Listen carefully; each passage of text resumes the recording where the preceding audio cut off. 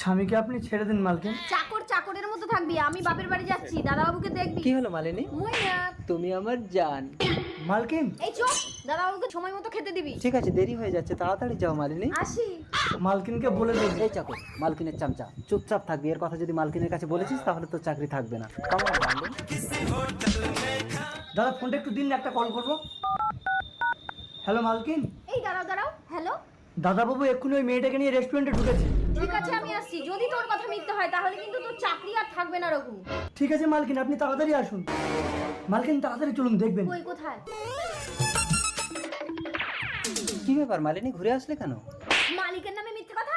সত্যি বলছি মালকিন, আমি নিজের চোখে দেখেছি। কিছু মনে করো না মইনাক, রঘু বললো তাই আমি দেখতে এলাম। না না মালকিন, বিশ্বাস করুন। একদম আমাদের বাড়িতে কাজে যাবি না, স্বামী স্ত্রীতে ঝগড়া বাঁধানো। ওর কথা ছাড়া তো, তুমি নিশ্চিন্তে যাও।